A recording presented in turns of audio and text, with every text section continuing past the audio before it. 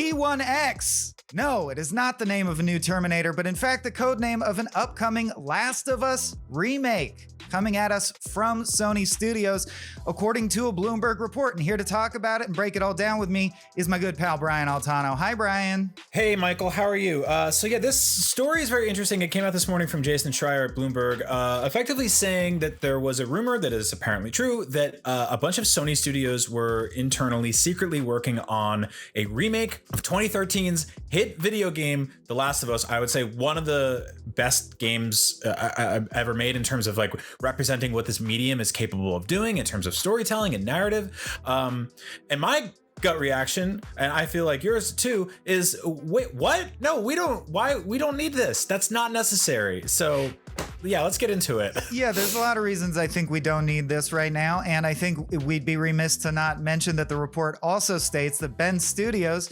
had their pitch for Days Gone 2 rejected and are now working on a new game. So who knows specifically what that will be.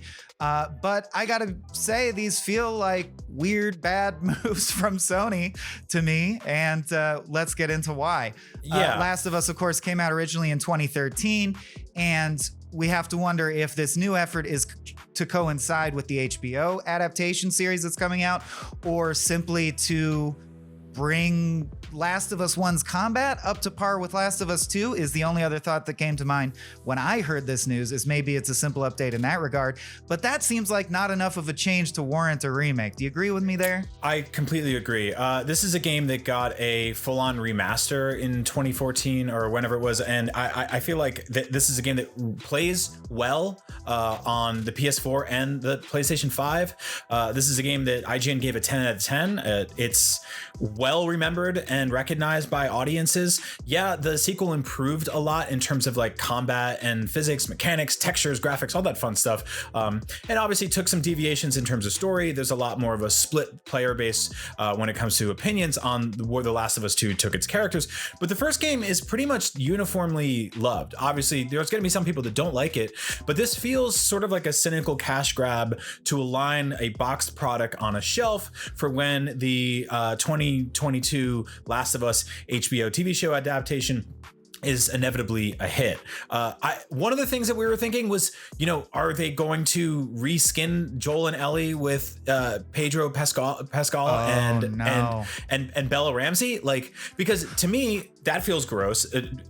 Joel and Ellie are two of the most iconic, recognizable characters in video game history. And like, as you said, it's such a story-driven game. I think more than most games, this will be a case where it's not going to be like Final Fantasy VII Remake. You're not going to change the cutscenes. Why would you change the nature of the cutscenes? I mean, I feel like everyone involved knows that would just piss everyone off. So the story has to be pretty much intact. So we're basically just looking at hopefully a simple upgrade and hopefully not a reskin. I really don't want that, dude. Because Joel and Ellie are Joel and Ellie. To me, we've already played a second adventure involving them both. Adventure is kind of a light term for it, but you know what I mean. We've played through another story. And I just think it's weird to start meddling with that, 6 years, 7 years later. It doesn't seem like enough yet. For example, look at the sort of the remaster of 2020 of Insomniac's Spider-Man, where they recast Peter Parker's head with a new actor. There was significant backlash over that. And that was just like, that was a small thing, but a lot of people are really attached to the original actors for these games. These are inseparable from these characters.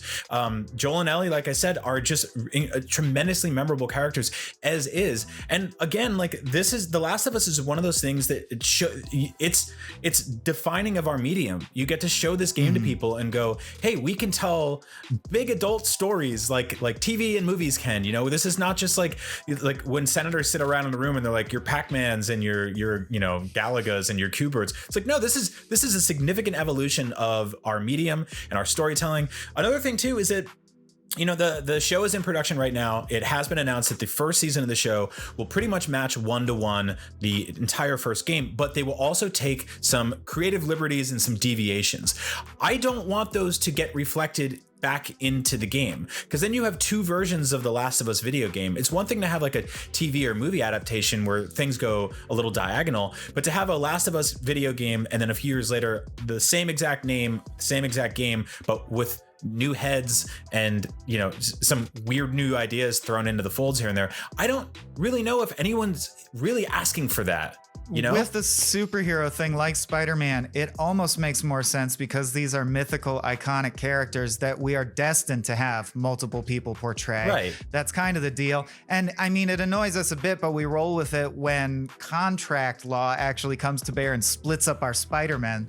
Because, you know, down the line, it can lead to fun things like Spider-Man Reunion. But I just don't see that with Joel and Ellie. These are grounded characters in this sort of dark, fraught reality. We do not need a multiverse where there's multiple people that represent Joel in video game form. I completely agree with that. And I wanted to also talk about the fact that this effort is, Bloomberg reports, also being done in lieu of an Uncharted game that was supposed to either be a remake of Uncharted 1 or potentially a prequel that would be sort of a soft reboot. And I just gotta say, that's much more defensible to me. Have you played Uncharted 1 in a while?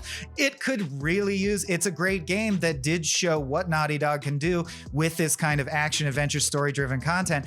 But Uncharted has escalated its quality so much over the course of the franchise, and there's been more installments, so that makes sense. But I would much sooner loop back to Uncharted 1 and give that another go with all of our modern doodads and technologies brought to bear than The Last of Us, which just feels so fresh. And you've got an Uncharted movie in the works, so I don't see why the alignment is any less.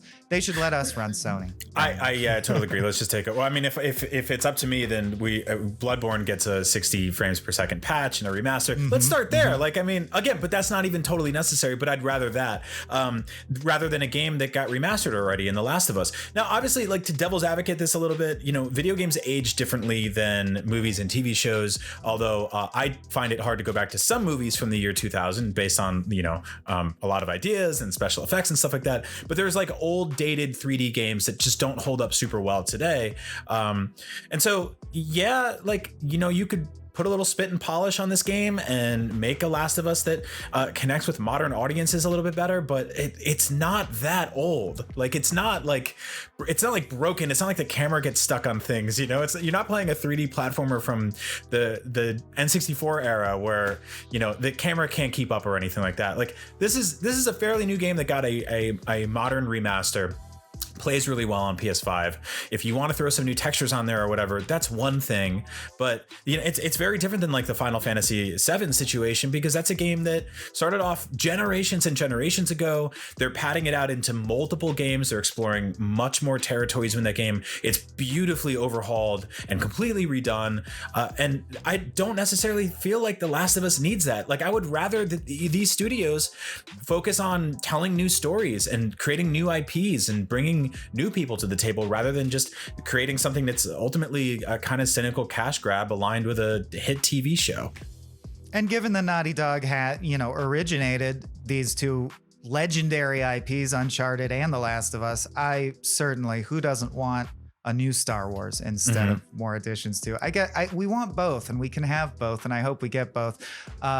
Unfortunately, we won't be getting Days Gone 2, so if you want The Last of Us's sort of combat crafting loop in an open world, check out Days Gone, and not enough people have played it. It's quite delightful. And if you want to get a look at what a Last of Us remake could look like, check out Swaim's background. It's very similar to the title screen of the original game with the ferns and the window. It's quite so beautiful. It's very nice.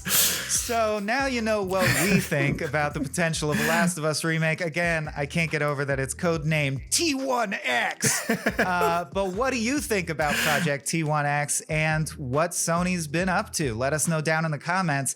And for all the latest on gaming and entertainment, keep it locked to IGN. Underneath the bridge, it's all been through.